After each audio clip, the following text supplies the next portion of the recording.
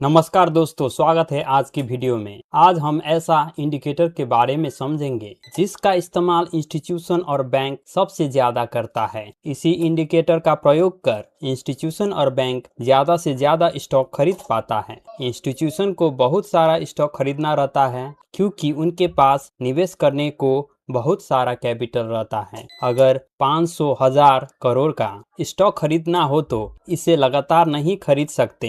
लगातार खरीदने से स्टॉक का मूल्य में वृद्धि आएगा और बहुत सारा स्टॉक उच्चतम मूल्य में खरीदना पड़ सकता है। इस मुसीबत का हल यह इंडिकेटर देता है। अब देरी किए बिना इस इंडिकेटर के बारे में समझते हैं और लास्ट में आपको ऐसा स्ट्रेटेजी सिखाऊंगा जिसका प्रयोग रिटेल ट्रेडर भी कर सके। यह स्ट्रेटेजी आपने अभी तक YouTube पे देखा नहीं होगा। हर स्ट्रेटेजी को बनाने में बहुत मेहनत लगता है, इसलिए इस वीडियो को पूरी ध्यान से देखें और समझें। अगर कोई कंफ्यूजन हो तो कमेंट करें, मैं हर प्रश्न का उत्तर देने का प्रयास करूंगा। मैं जिस इंडिकेटर के बारे में बात कर रहा हूं उसका नाम है एंकर्ड VWAP। एंकर्ड VWAP को समझने से पहले आपको VWAP समझना होगा। VWAP का अर्थ है volume weighted average price. VWAP moving average का एडवांस वर्जन है। मूविंग एवरेज में वॉल्यूम को इग्नोर किया जाता है, जबकि VWAP में एवरेज प्राइस निकालने में वॉल्यूम का वेटेज को ध्यान में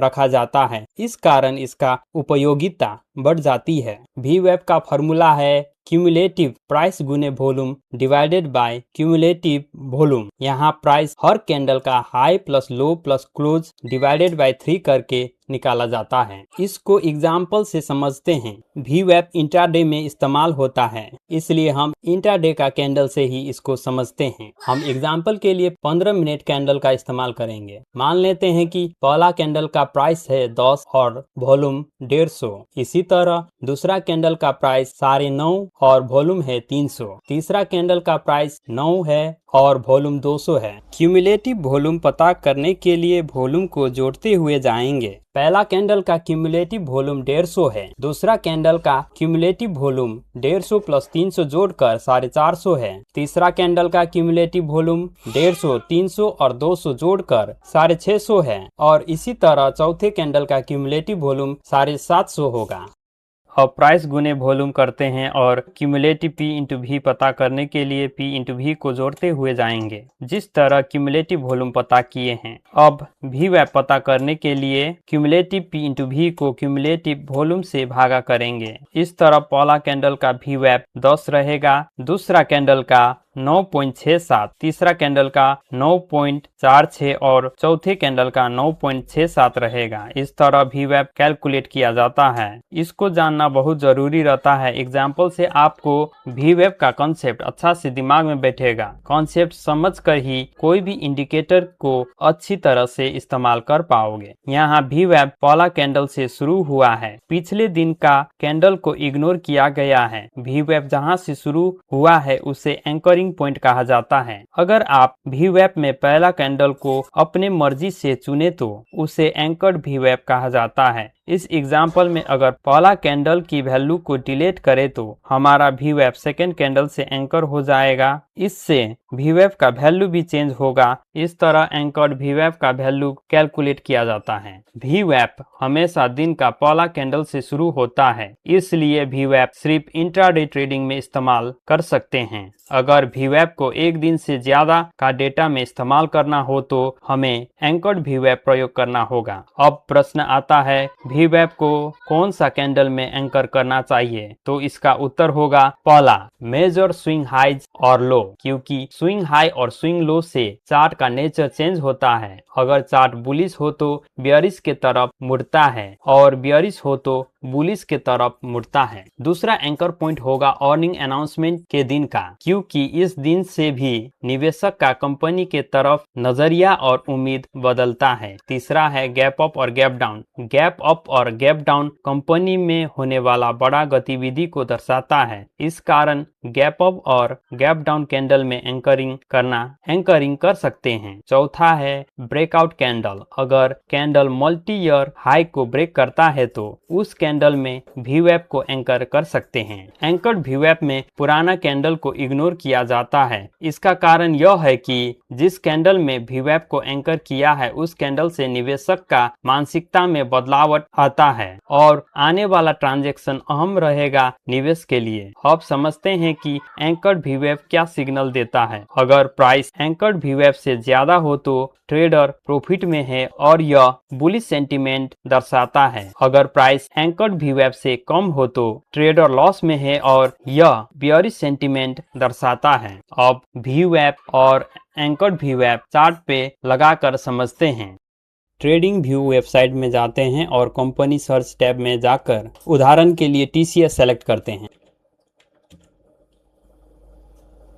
वीवैप इंडिकेटर लगाने के लिए टाइम फ्रेम 15 मिनट करेंगे क्योंकि वीवैप इंट्राडे के लिए इस्तेमाल होता है। पहले टाइम फ्रेम को 15 मिनट करते हैं। वीवैप इंट्राडे ट्रेडिंग में इस्तेमाल होता है। अब डे ब्रेक करते हैं। डे ब्रेक के लिए सेटिंग में जाकर आपको सेशन ब्रेक क्लिक करना है। अब हर दिन सेपरेट हो गया। वीवैप इंडिकेटर लगाने के लिए इंडिकेटर को क्लिक करेंगे और वीवैप सर्च करते हैं।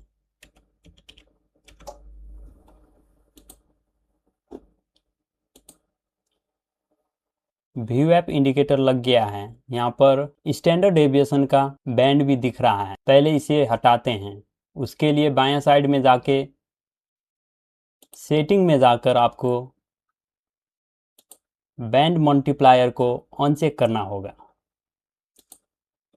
अब जो लाइन दिख रहा है ब्लू लाइन, यह वीवैप का है खाली। यहाँ देख सकते हैं कि हर दिन वीवैप का वैल्यू रीसेट हो रहा है। इसका मतलब ये हुआ कि वीवैप में पुराना डेटा को इग्नोर किया जा रहा है, इसलिए इसका इस्तेमाल स्विंग ट्रेडिंग में हम नहीं कर सकते। अब एंकर्ड वीवैप लगा कर देखते हैं। इसके लिए पहले वीवैप को डिलीट करते हैं और डे ब्रेक को भी हटाते हैं। अब एंकर्ड वीवैप लगा कर देखते हैं। इसके लिए टाइम फ्रेम को डेली कर देंगे। पहले बायां साइड का रिबन में जाकर आपको एंकर्ड वीवैप सेलेक्ट करना है। अब मेजर लो में एंकर वीवैप को लगाना है। यहाँ पर देख सकते हैं कि 1 अक्टूबर 2025 को मेजर स्विंग लो हुआ है, तो यहीं पर क्लिक करके एंकर्ड वीवैप लगाते हैं। यहाँ 2 बार प्राइस वीवैप के नीचे आया है। ये अच्छा अपॉर्चुनिटी है बाइंग के लिए। ज्यादातर इंस्टीट्यूशन और बैंक इसी तरह बाइंग करता है। अब सेल्स करने का विधि देखते हैं। इसके लिए फिर से एंकर्ड वीवैप लगाते हैं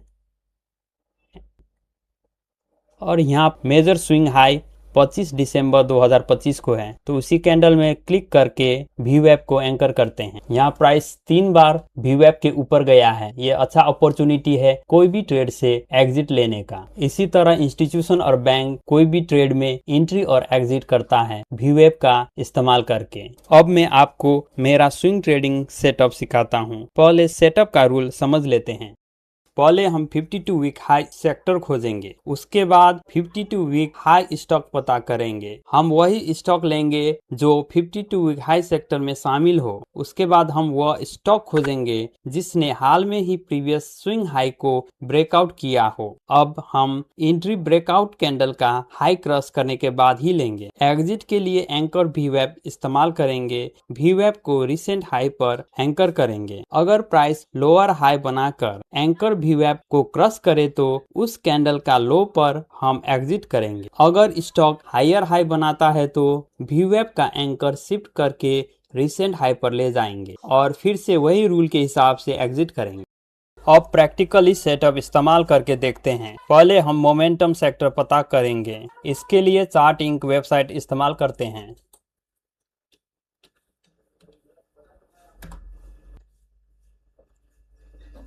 यहाँ पर फॉर्मूला लगा हुआ है 52 वीक हाई का। कोई भी इंडाइसेस जो 52 वीक हाई क्रॉस करेगा उसका लिस्ट इसमें दिखेगा। आज के दिन में कोई भी इंडाइसेस 52 वीक हाई क्रॉस नहीं किया है, पर हम लोग बैक टेस्टिंग के लिए पिछले कोई भी डेट लेते हैं। हम एग्जाम्पल के लिए लेंगे 1 जनवरी 2024 का डेट। यहाँ देखें तो कौन सा सेक्टर मोमेंटम में है देख सकते हैं। यहाँ oil and gas, consumer durable, health care, FMCG, PSU bank, energy sector, infra sector, pharma sector, realty sector momentum में है। इसी सेक्टर में शामिल कोई भी स्टॉक जो मोमेंटम में है उसको हम सेलेक्ट करेंगे। अब देखते हैं कि कौन सा स्टॉक मोमेंटम में है।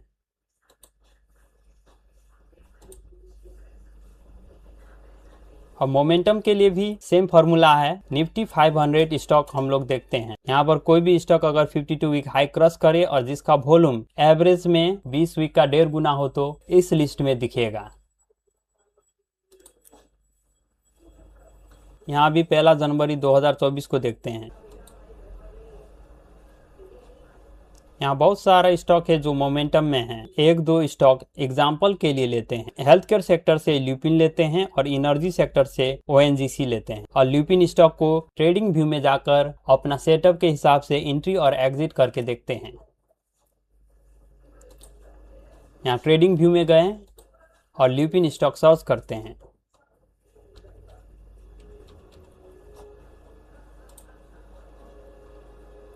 टाइम फ्रेम को हम मंथली करेंगे और ब्रेकआउट देखते हैं।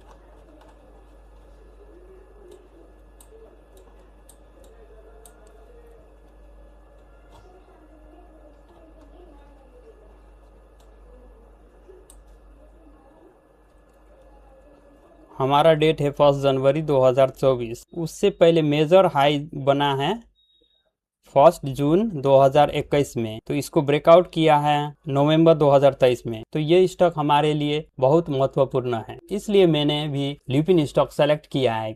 और टाइम फ्रेम को डेली करते हैं और एंट्री और एग्जिट करके देखते हैं।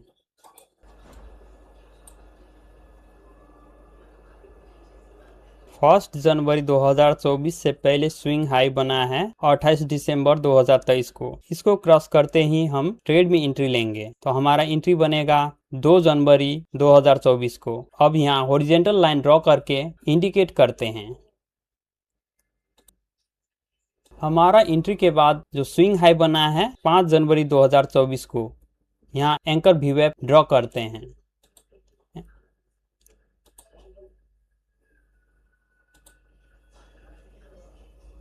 यहाँ एंकर वीवेप के ऊपर प्राइस गया है पर नीचे नहीं आया है, इसलिए इसको डिलीट करते हैं। फिर से एंकर वीवेप हायर हाई पे बनाकर देखते हैं।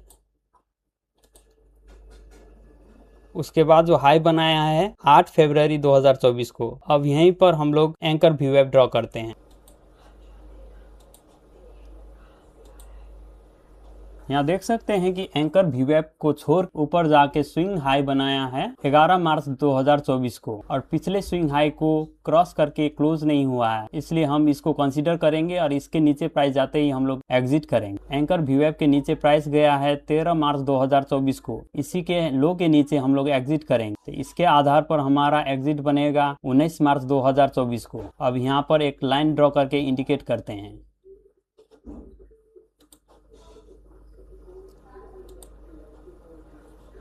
अब देखते हैं हमारा प्रॉफिट कितना बना है।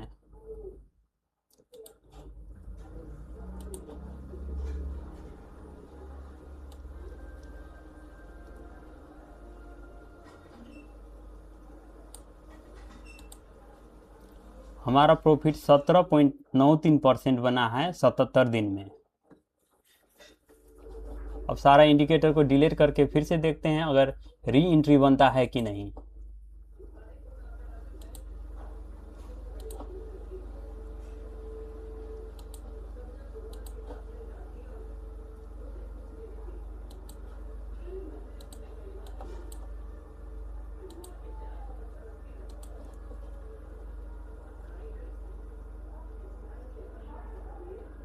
यहाँ पर रिसेंट हाई को ब्रेक किया है 22 मई 2024 को, पर उस कैंडल के ऊपर प्राइस नहीं गया है, इसलिए हमारा एंट्री यहाँ पर नहीं बनता। अब देखते हैं उसके बाद कहाँ पर ब्रेकआउट हुआ है। इसके बाद ब्रेकआउट हुआ है 4 जुलाई 2024 को।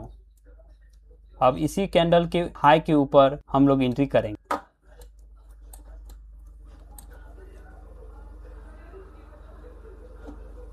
यहाँ पर इंडिकेशन के लिए हॉरिजॉन्टल लाइन ड्रॉ करते हैं। अब एंकर वीवेप बनाते हुए चलेंगे एग्जिट स्ट्रेटेजी के लिए।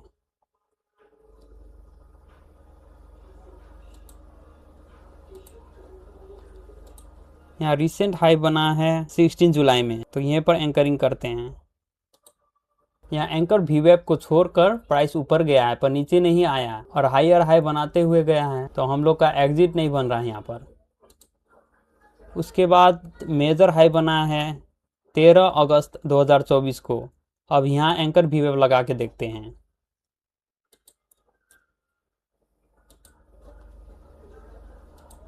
यहाँ एंकर वीवेप के ऊपर प्राइस गया है और नीचे आने से पहले हायर हाई बनाया है, इसलिए हम इसको कंसीडर नहीं करेंगे।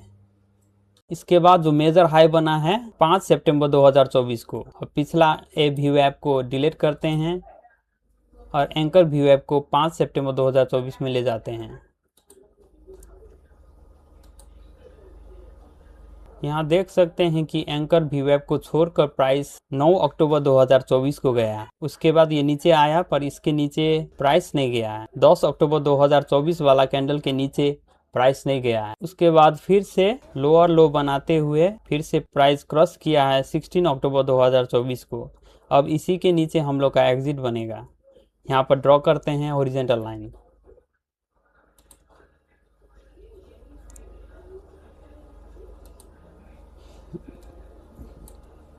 अब देखते हैं कि हम लोग का प्रॉफिट कितना बना।